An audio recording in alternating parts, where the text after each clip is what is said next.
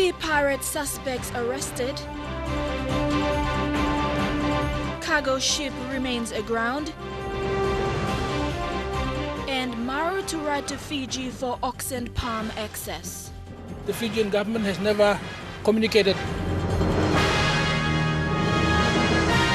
This is National EMTV News with Helen Sayer. Good evening and thank you for joining me with Tuesday's news. Police have arrested 3 suspects in the sea piracy killing of a fisherman in Port Moresby a week ago. The men from Tatana village just outside the city surrendered themselves to police today as both eyewitness to the incident and suspects of the crime. Police confirmed the identities of 5 more suspects who are still on the run. The 3 suspects told police that they and 5 others went out to fish at sea when the incident happened. They saw the deceased, Henny, and his elder brother and 3 sons fishing, so they went to them with the intention to steal the speedboat motor. It happened that the confrontation escalated and late Henny was alleged to have been beaten to death. 3, they end themselves in through the village court chairman of Tatana and also the acting Koitabu chairman. So those the 3 are now brought now with the CIDs. They are questioning them. The incident happened on the night of August 15. Henny and his elder brother and 3 sons went on a fishing trip off Ella Beach at the new Paga Hill Ring Road at around 7 p.m. Just when they were collecting their catch, they were approached by these men. Elder brother of the deceased, Nanai Henny, recalled that the men had crashed into their boat and started throwing stones and swinging bush knives at them. The brothers jumped off the boat. Unfortunately, Henny was later found dead by a search party who were alerted by his 8-year-old son. The 2 younger boys, who are twins, were also found abandoned in the dinghy. And we asked the villagers to cooperate more with police, and the suspects are known, so they should bring them forward. The incident has already happened, so the suspects should now be brought forward to face the full plant and consequence of the law. Police were alerted about the incident by the 8-year-old son, but could do nothing as the man escaped with a motor. With the help of Tatana villagers, police retrieved the motor at the village last Wednesday and apprehended the 3 suspects today. Police said 5 suspects are known and will be arrested soon. Vasinata Yama, National EMTV News. The cargo vessel that ran aground meters off Fisherman Island will remain grounded until Friday evening. The vessel was ransacked last Saturday morning by Fisherman Islanders who not only looted properties but food items and machinery as well. According to the tide chart produced by National Weather Services, the sea level where the vessel is grounded will be at its highest on Friday evening. Attempts by agents of PNG Ports Corporations to remove the vessel were unsuccessful. The vessel Shift 8 is a cargo ship belonging to Rimbunau Hijau. It was on its way to Gulf Province when it ran aground on Saturday evening. Tonight will be the 3rd night for crew members to remain grounded with the vessel. On Saturday morning, locals from Fisherman's Island took advantage of this situation and looted the ship. They stole computers, food items, and the ship's communication equipment. RH management is yet to release an official comment on this, but damages to the ship are estimated to be over 1 million kina. Shift 8 is the 5th vessel that has run aground on the reefs near Fisherman's Island. Fisherman Islanders say the sea level where the ship is stuck can drop to about a meter. Thus, it will be difficult for even a tugboat to pull the ship off the reef. Port Moresby police are aware of the vessel running aground and have visited the scene, but no official reports have been laid with police. The Fisherman Islanders who stole items from the vessel have been asked to return them. Takla Gunga, National EMTV News. Record production levels at the PNG LNG project in the first half of 2016 continue to underpin the success of Oil Search Limited. Oil Search Managing Director Peter Botten made these remarks when commenting on Oil Search's half-yearly performance. He says Oil Search continues to achieve record production levels despite low world oil and gas prices. The half-yearly results for Oil Search Limited were released to the markets today, with the company realizing a net profit after tax of $25.6 million, well down from the corresponding period in 2015. However, despite low world oil and gas prices, Oil Search has continued record production. Overall, the total production for the first half was 14.9 million barrels of oil equivalent, which is the second highest in our corporate history. Much of this record production has been underpinned by production from the PNG LNG project, which has been producing well above nameplate capacity. We managed to produce on average 7.7 million tonnes of LNG from PNG LNG. We had production rates well above 8 million tonnes, but as an average of 7.7, again a very strong operating performance from that set of assets. These results, although down from 2015 results, continue to bode well for the company given the current world oil and gas environment.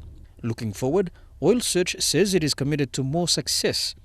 Although having had its proposed takeover of energy company InterOil fall through, the company remains optimistic that it can take advantage of opportunities that may present themselves in the near future, particularly in respect to the development of Papua LNG. With the likely cooperation between PNG LNG and Papua LNG, in fact almost certain cooperation, we now need to actually get our own position finalised about how we will approach this, how we will communicate with our stakeholders and how we can influence the outcome of how the two projects can cooperate. Merabatulo, National EMTV News. The government is yet to make a statement on the position paper for the Gulf LNG project. Prime Minister Peter O'Neill told Parliament the developer will be the first to decide, then the government. The Prime Minister made this statement following questions by Gulf Governor Havila Kavo on the latest developments regarding the Gulf LNG. During today's questions without notice session in Parliament, Gulf Governor Havila Kavo pursued government's stand on the position paper of the Elk Antelope project. A concern the Gulf Governor said is people have been left in the dark, with the government making no response in the past 6 months. That position paper was given on the 29th of September. Up to today, we have not heard from the government whether the government supports the people of Gulf province or they support the stance of the developer. Prime Minister Peter O'Neill stood on behalf of the Petroleum and Energy Minister Nixon Duban, explaining processes will be followed before the government makes its stand. To date, as I've explained in this Honourable House, we have not received a development proposal from the project developers, and until at such time we receive that, we will give his position paper due consideration. Also queried by the Gulf Governor was the IDG payment for Gulf pipeline land owners. Governor Kavo requested for the release of the IDG funds following the talks of PDL 1 and 7 in Hela receiving theirs this Friday. If this payment is going to be made this week, Gulf shares should also be paid, and I asked the Minister if that Gulf could be also considered in a payment by Friday. However, Prime Minister Peter O'Neill clarified that the payments are basically for project license areas and are for building of services specified in the project agreements. In terms of the funds that are related to Gulf province, of course, if their acquittals have been done properly, we will release the next batch of funds. There is no stopping of that at all. Jack Lapave Jr., National EMTV News. Trade, Commerce and Industry Minister Richard Maru will be writing to the Fiji government to lift the ban on PNG product oxen palm. Minister Maru said PNG has struggled for nearly 16 years to have oxen palm sold in Fiji. Minister Maru made this statement today in Parliament after being questioned by Madang Governor Jim Cass over what position the government is taking. The war on PNG's oxen palm brand reached the floor of Parliament today following the recent quarantine allegations by the Fijian government. Madam Governor Jim Cass raised a series of questions to the Trade Commerce Minister Richard Maru regarding the imbalanced trade PNG has with products from Fiji. Where are we now with that war of words? Is it in our favor or is it in Fiji's favor? The minister responsible told Parliament through his department a letter will be sent tomorrow to the Fijian government to uplift the ban following results carried out by the National Agriculture Quarantine and Inspection Authority in PNG. In the next 2 weeks, we expect them to uplift the ban on oxen palm. And I expect that will be done. We are going to write to them to make a request unless they have other reasons. In a letter released by Nakia, tests carried out has proven that oxen palm does not possess any biosecurity risk to Fiji as claimed by the Biosecurity Authority in Fiji. Minister Maru says Fiji must take into consideration the current imbalanced trade and uplift the ban.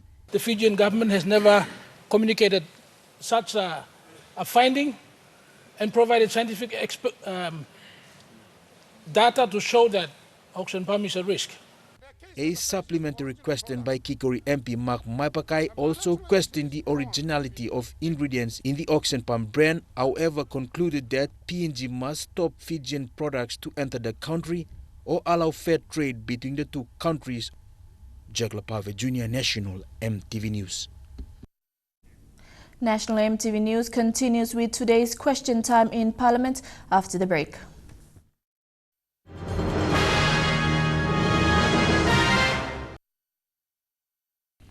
Welcome back. The problem of housing police officers in rural district remains a challenge for the Royal Papua New Guinea Constabulary. Police Minister Robert Atiafa said this in Parliament today. The minister was responding to questions by Nuku MP Joe Sungi on the need for senior police officers as rural police station commanders in his district. The Nuku MP was keen to know if there were policies in place for a senior-ranked police officer to be placed in rural commands around the country. The MP raised this concern after he said the rural commander in Nuku was not performing and had several cases of misconduct in office. If there's a system there, can he get a commissioner through the PPC, progressively to appoint immediately a good senior officer who's a non-drunkard and not all kind of line by ego heading police to Nuku district. Thank you, Mr. Speaker. The minister in response said it is possible for a senior rank officer to be posted to provincial capitals but not to rural areas. But moving all officers to the district and hardly click because we got shortage of manpower. All commission officers. Before you make a team all inspectors and the sub-inspectors also look at team, all districts. Now, you know that. The minister said there are also plans to boost police manpower in rural areas. Only recently, Minister Blong, Defense Namiet, me play open training depot long, Igam Barracks. Now, commission officers, first commission batch officers will be dispatched next year, towards the end of the year, Lokisim. 1-1, look at 1-1 all district. Meanwhile, the minister announced that investigations will be carried out on an incident that happened in the Trove district, where it was alleged that Port Moresby-based police officers stormed the district treasury and arrest locals, including local police officers. Stanley Ove Jr., National EMTV News. The police headquarters has organized a two-day forum at the Leh International Hotel to get public views on the draft white paper on police and another on safety and security. White paper is a document that will guide the department on its plans. The draft, once ready, will be presented to the commissioner, who will then submit to cabinet for approval. This is a regional forum the police commissioner, Gary Baki, is organizing to get public comments, views and ideas on the draft white paper. It will identify the department's problems, current challenges, set the possible solutions and its goals to achieve. This will be the first white paper for the department. Basically, it's a big document that is an overarching document that should give us direction as to how we should conduct business and also transcend the plans and the organizational manuals. Yesterday, a session was held with the police officers. Today's gathering is open to stakeholders, business houses, community leaders, and the general public. Views gathered from this meeting will help the department submit a final draft to the police commissioner at the end of the month. Well, the commissioner has given us the end of the month as a deadline, so we are looking towards that. So a very short period of time. So we are pushing. So I think I'm confident we should get it done just about time. A similar forum for the Highlands region will be held in Mount Hagen later this week. Another meeting will be held in Port Moresby for the southern region. The New Guinea Island region completed theirs last weekend. Mata Luis, National EMTV News, Ley. A combined roadblock operation carried out by traffic police and the National Road Safety Authority in Ley has led to the capture of a suspect who has been producing fake driver's licenses in the city. The suspect, identified as Manu Temu, who is 37, is from Rigo district in the Central Province and resides at 4 Mile Settlement. He is a graphic designer attached with a local security firm. A midday road operation carried out by Ley Traffic Police and the National Road Safety Authority officers intercepted 2 PMV drivers in possession of fake Class 6 driver's licenses. Sergeant Albert Garon says the fake license had some features missing compared to the legally issued license. By looking most possible only against light. And by got reflection by and these fake ones am not. The first driver, when questioned, told the officers he obtained his license from a local security firm but could not provide a name. The second driver, however, said he got his license from the suspect Manu Temu. Sergeant Garon says police have been criticized for traffic incidents, issuing of licenses, and careless driving. This incident now brings to light that there are people producing and selling fake licenses. Where I'm showing clear there's several of these people who producing fake licenses were authorizing all unqualified people to be using the public street. Ley Metropolitan Commander Chief Superintendent Anthony Wagembi says this incident shows that people are giving out fake licenses to unqualified individuals. This is another reason contributing to too many careless drivers in the city. This person here doesn't understand the number of lives he's putting at risk. You know, they're issuing a PV license and PV permits to people who are not qualified to drive big 25-seater buses with passengers or trucks. Mata Luis, National EMTV News, Ley.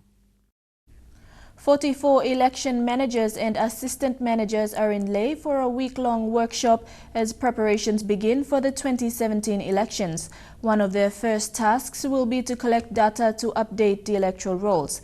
The biggest concern for many election managers is the availability of funds for the roll update and for the elections.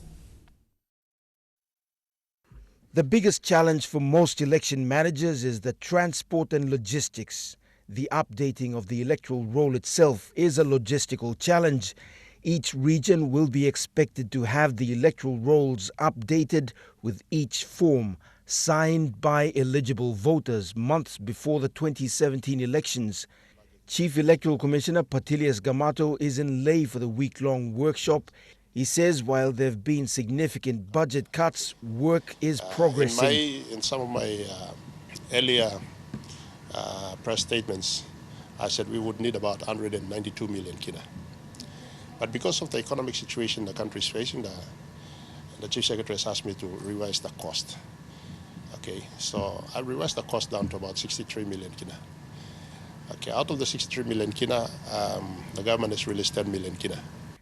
For Maru province, the varied geography and the poor access to remote areas will mean the costs could be driven up if there are delays due to bad weather and other factors. Budget cuts have added to the complications, but the Electoral Commissioner, who's also the former administrator of Maru, believes the job can be done in 3 months. So when the data comes back from the field, it won't be sent to Port Moresby. Like for example, in Maru province, it'll come to Ley and it will stop here. The officers will enter the data. So we'll also appoint DPOs, data processing officers, and they will enter the data here at the provincial headquarters. The election has a separate budget, and it'll be one of the biggest costs to be presented in the 2017 budget to be handed down in November. The Electoral Commissioner can't say at the moment how much the elections will cost until final approval is given. Scott Waide, National EMTV News, Ley. After weeks of delay, the Madang Town Market is now open to the public. Vendors from in and around Madang Town brought their goods to sell at the market, which was officially opened in July this year. Early Monday morning, vendors from around Madang and nearby provinces arrived in droves with their market goods ready to sell at the brand new main Madang market. After weeks of delay, the market that was officially opened on the 1st of July this year by Deputy Prime Minister Leo Dion and other delegates, including the Japanese ambassador to PNG, Morio Matsumoto, opened its gates to the general public. Long time because the management long market, come in place, so that's why the market comes furnished with public toilets and ample shade for the vendors, who are mostly women. The opening did have its issues, however, as women from nearby villages were left locked outside the gates and told that there wasn't enough space for them to occupy. The market operates on first-come, first-served basis, and if a vendor is too late to pay for an area within the market, they may have to return with their goods the next day. Inter-province migration plays a key factor to these women not being able to occupy market space. Other provinces are made easily accessible via the main highways that vendors come from different provinces to sell their goods at the market, leaving the locals helpless in their own homes.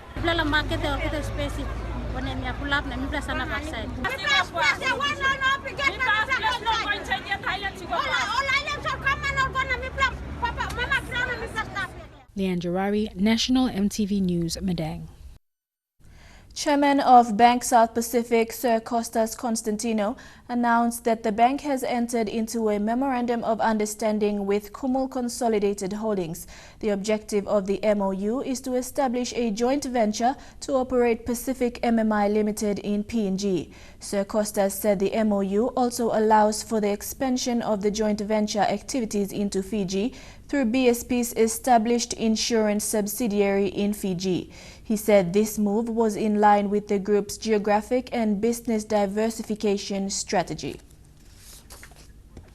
And now looking at our finance news, the Kina closed unchanged at $0.3155 in the interbank markets. At Bank South Pacific, your Kina was buying $0.3080, $0.4005 Australian dollars, $0.2691 euro, and 30.53 Japanese yen. Looking at commodity prices at New York close, coffee closed higher while gold, cocoa, and copra closed the day lower. Palm oil, crude oil, and copper closed the day lower. And on the stock market, the Dow Jones closed at 23.15 points lower, the ASX is trading at 38.75 points higher, and the All Ordinaries is trading at 34.78 points higher. Among stories after the break, an amazing story of mother and baby survival amid the horrors of war in Syria.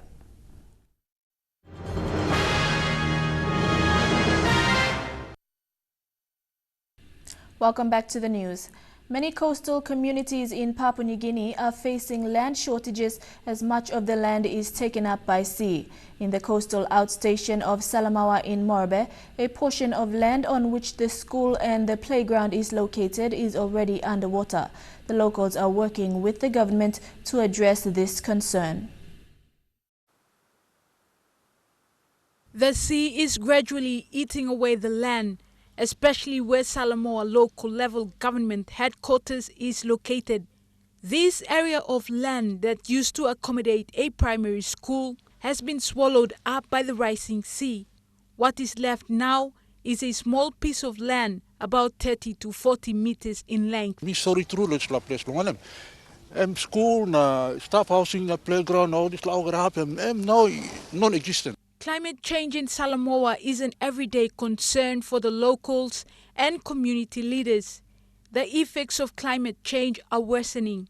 Much of the land that can accommodate government services and village sustenance has disappeared. It will be an ongoing, it will be a continuous something where Mibla must fund them every year round.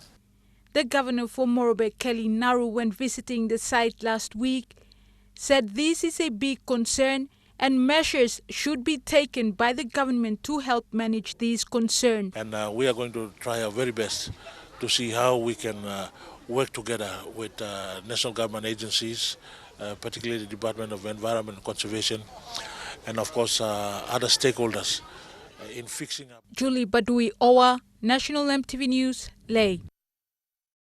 The Cheshire Disability Services has announced extending its mission to the autonomous region of Bougainville. Programs Officer Joyce Copera told EMTV News in Alotau that the organization was happy to extend services to Bougainville. The services will be delivered in partnership with established institutions on the ground. There is now hope for the people of Bougainville with rehabilitation services. The Cheshire Disability Services will implement one of its programs, community-based rehabilitation. Programs Officer Joyce Copera told EMTV News the Cheshire will work closely with the already established institutions on ground. Basically, we are into doing community-based rehabilitation, and this is was supported through UNICEF. And it's endorsed by, in the inclusive education part, it's endorsed by National Department of Education. Well, we are setting up there, and we are working in partnership with services already existing on ground, and one of them is Kalang Service. Cheshire has already linked up with Bougainville through its inclusive childhood education program, working with schools and conducting trainings for teachers. Also in the community, we try to identify those in the community and bridge that gap so that they're able to get into the mainstream schools. Cheshire Disability Services was also happy to announce the appointment of Gail Sari to head the Bougainville office as program coordinator. Ms. Sari, a Bougainvillian, has expertise in physiotherapy after graduating from Divinewood University. She'll be a very good officer that we will be utilizing her to be able to provide the technical support, technical support in terms of diagnosing disability and coming up with rehabilitation plans. With Cheshire Disability Services extension of services to the autonomous region of Bougainville, there is now hope for locals who have come out from a post-conflict setting. Fabian Hakelitz, National EMTV News. Papua New Guinean music group K Dumen has combined with Mereni Masani and several other artists to form a new group called Dumen Extras. Dumen Extras will be playing live with Mereni Masani and other artists. Bethany Harriman with this report.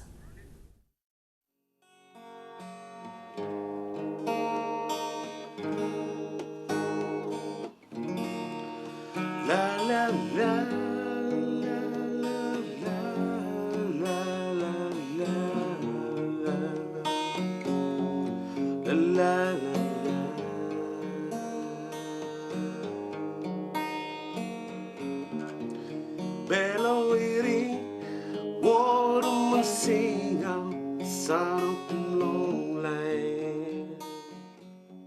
This morning, K Dumen played one of his hits, Waiting Freedom, in the EMTV Lay studios. The acoustic version was a taste of the K Dumen sound. K Dumen is the name of the band that started amongst friends at the Bumayong Secondary School. Today, Gayat Lele, the lead singer, is known as K Dumen.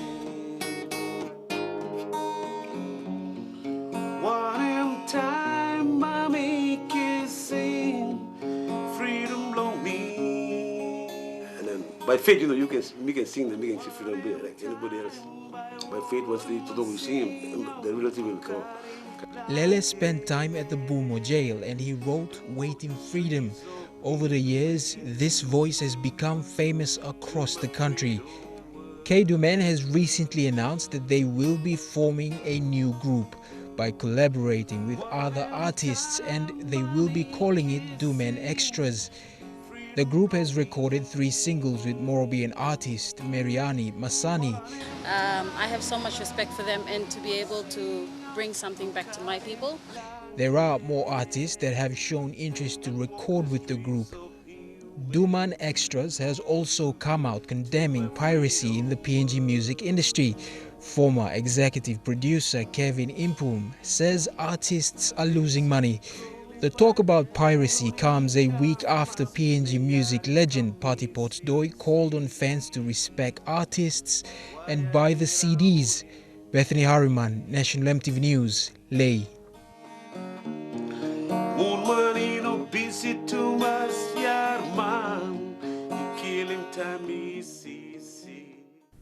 Turning overseas, many of Syria's children are in the front line of the horrors of war. A woman and her baby are the latest victims to survive a bomb attack. It was a moment to celebrate amid the chaos and destruction in Aleppo. We warn that viewers may find the footage disturbing. 2 lives. Hey. 1 heartbeat sustaining both. Mesa is 9 months pregnant. She was already on her way to the hospital when the airstrike hit. Mesa's arm and leg are broken. Her belly sprayed with shrapnel. But what about her baby? Mesa's wail pierces the silence. The doctors keep on going. The baby out into the bright lights. Silent and still. They fight on. The little chest pummeled, up and down, harder and harder. His airways cleared, anything and everything. Then a flutter, blood in the umbilical cord.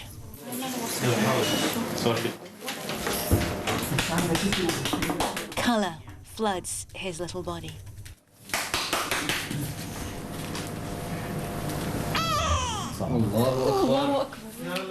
Cries of God is great break the tension.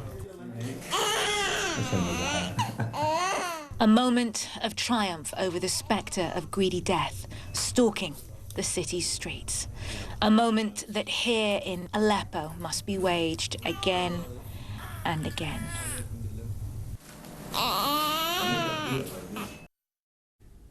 True Guy Sports is next. Stay with us.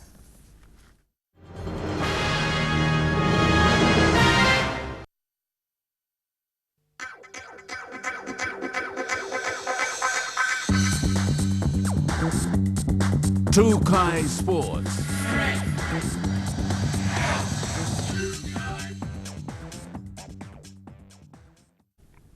Welcome to True Guy Sports.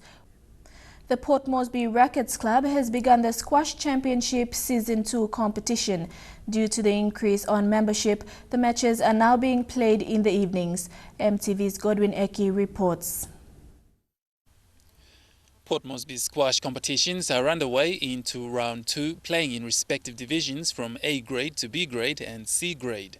With the membership increasing slowly, the association is encouraging interested individuals, young and old, who are interested in playing the sport to become members and participate in the association tournaments. Later this year, nationals will be held around November, where members will compete against each other in their own divisions. The tournament and competitions held will also be used as part of preparations for international matches, as well as making use of the new facilities available. Both codes, tennis and squash, are slowly gaining popularity among Port Moresby residents, and applications for memberships are open for anyone interested to join the club. Godwin Eki, National EMTV Sports.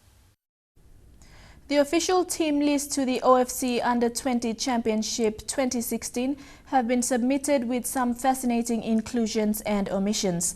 The OFC Under-20 Championship is the conference's premier youth competition and involves 11 OFC member associations.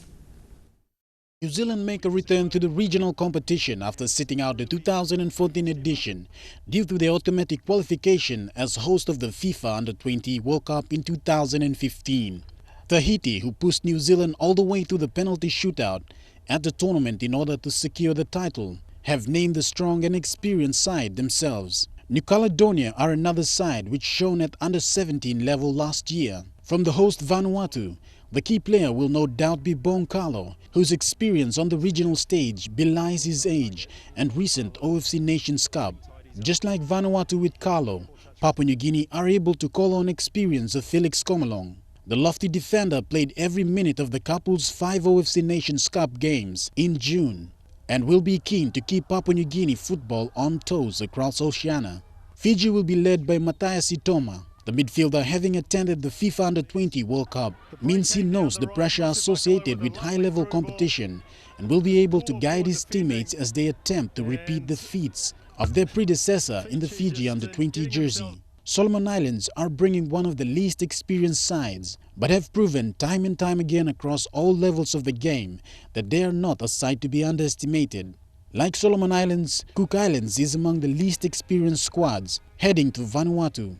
But recent preliminary competitions has seen a number of players test themselves at regional level. The 2016 tournament will be the 21st edition of this event, which for the first time offers 2 berths of Oceania at the FIFA Under-20 World Cup. The 2016 OFC Under-20 Championships will be held in Vanuatu from 3rd to 17th September 2016.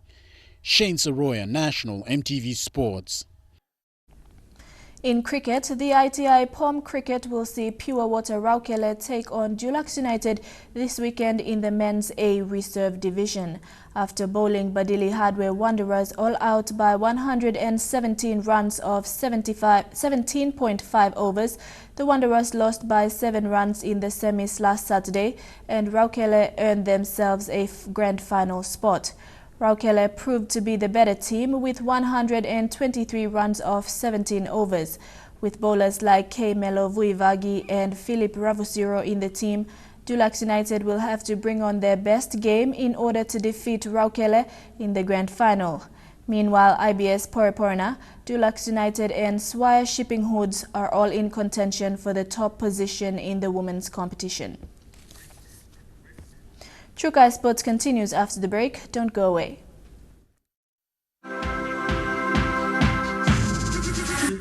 Trukai Sports. Welcome back to Trukai Sports.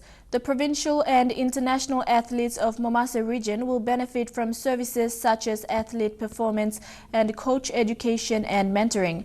These services will be provided by High Performance Sports PNG, a special project mandated by PNG Sports Foundation. The director, Aaron Alsop, said the services will be provided free to national athletes. The Sir Ignatius Kilage Indoor and Outdoor Stadiums in Lae will soon be a high-performance sporting venue for local, provincial and international athletes from all provinces in Momase. This service was recently introduced in Momase by the High Performance Sports PNG, a special project under PNG Sports Foundation. But our role is to work with the national federations to identify the groups of athletes that we feel would best suit their sport. The High Performance Sports PNG's role is to provide services in athletes' performance areas such as sports science, sports medicine, and injury prevention and management. Under this special project, there is a team of people who look after another service called Programs Engagements. So it's all about how do we engage with our athletes and coaches to talk to them about some areas like career education, athlete welfare, psychology, mental skills, even some of the areas of things like leadership. Also said, all services are provided free to all national squads or athletes. Provincial athletes who wish to access these services are requested to pay a user fee. So as long as we're providing opportunity for those athletes to access our services, the user pay fee, as long as it covers those expenses attached to those programs, we're happy to do it. Julie Badwi Owa, National EMTV Sports, Ley. To hockey, round 11 matches for both the men's and women's division in the Port Moresby competition was held over the weekend. Godwin Eki with this report. The Port Moresby Hockey Association, after round 11 matches over the weekend, is now preparing for round 12 this coming weekend. Men's and women's teams playing on the weekend will use the competition to select top players as they prepare for the association tournament, where it is understood that the discussions are underway with the event to take place in September. With the code gaining momentum, more and more clubs are encouraged to take part and register their teams and become part of the association. Current teams leading the scoreboard in the men's division are Blades, after defeating third place United in a strong 3-2 win. However, they had a draw against the Golden Eagles. While in the women's, Bismarck is sitting on top of the ladder, remaining undefeated. With 7 more rounds as of this weekend, 2 men's and 2 women's teams will be selected to play in the finals. Godwin Eki, National EMTV Sports. And that's a wrap for True Kai Sports. The weather details when we come back. Stay with us.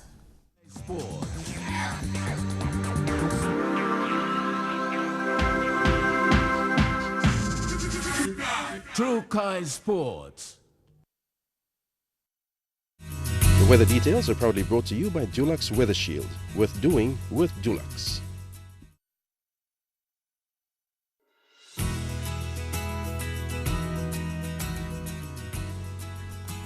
Your weather forecast for tonight and tomorrow: in the southern region, shower 2 in Port Moresby, fine in Daru and Popondetta, few showers in Kerema and showers in Alatau.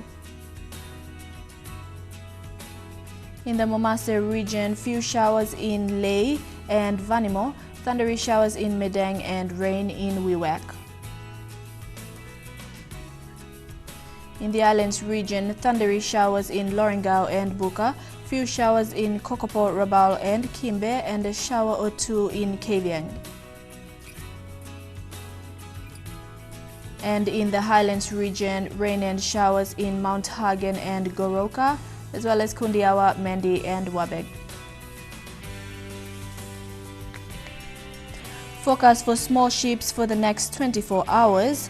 Waters of southern PNG Indonesia border through Torres Strait and Daru, to Kiwa Island to Kerema, to Yule Island to Hood Point, to Samara Island with waters of Manus and its western group of islands, and with waters of New Island to New Britain to Bougainville, seas of 0.5 to 1.3 meters. Waters of eastern and western Milne Bay Islands, seas of 1.5 to 2 meters. Water to Samara Island to Cape Vogel to Finschhafen, with waters of Finschhafen through Vitia Strait, CSE Islands to Long Island, and with waters of Long Island to Medang, to Bogia, to Wewak, to Aitape, to Vanimo, and northern PNG Indonesian border, seas of 1 to 2 meters.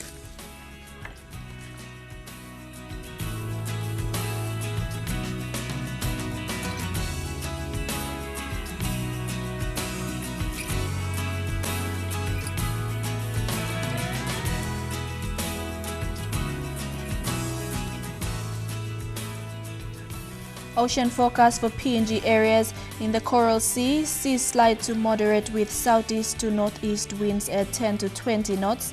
In the Solomon Sea, seas slight to moderate with east to southeast winds at 10 to 20 knots. In the Bismarck Sea, seas slight to moderate with southeast winds at 10 to 20 knots. And in the Pacific Ocean, seas slight with northeast to southeast winds at 10 to 15 knots.